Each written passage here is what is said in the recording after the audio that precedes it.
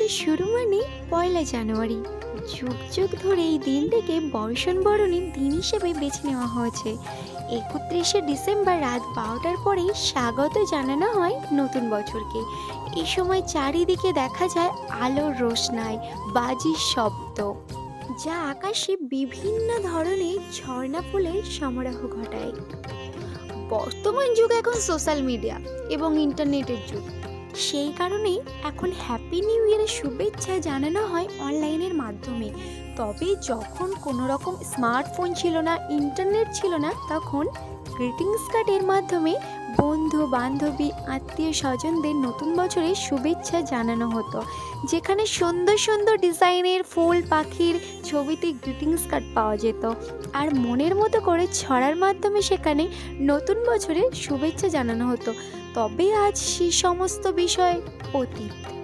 এখন WhatsApp, Facebook এবং আরও অন্যান্য সোশ্যাল মিডিয়ার মাধ্যমে এই দিনে শুভেচ্ছা জানানো হয় বিভিন্ন রকমের ফটোগ্রাফ, ভিডিওর মাধ্যমে। অন্যান্য দেশের সাথে সাথে ভারতেও এই দিনটি খুবই আনন্দের সাথে পালন করা হয়।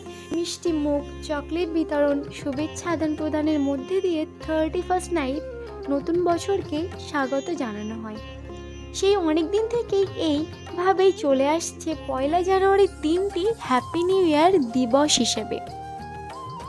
নববর্ষের প্রথম দিন বাজি পোড়ানো, গান বাজানো, একে অপরের হ্যাপি নিউ ইয়ার আদান প্রদান করা, এগুলো অনেক দিন আগে থেকেই হয়ে আসছে।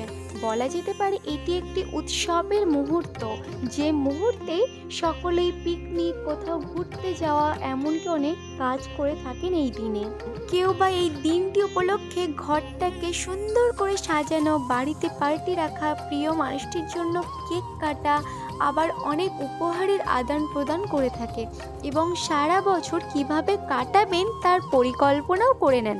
তার সাথে সাথে প্রতিজ্ঞাবদ্ধ হয়ে থাকেন। ইংরেজরা প্রতি বছর নববর্ষ বা নিউ ইয়ারে কেক কেটে মোমবাতি প্রজ্বলন করে আতশবাজির মাধ্যমে নিজেদের ভুল সংশোধন করে নতুন করে শপথ নেয়, যাতে তারা নতুন বছরে খারাপ কাজ পরিহার করে ভালো কাজ করতে পারে। অথচ আমরা বাঙালিরা শুধু নববর্ষে বা নিউ ইয়ারে তাদের আনন্দটাই গ্রহণ করেছি, শপথ নেওয়ার রীতিটা গ্রহণ করতে পারিনি।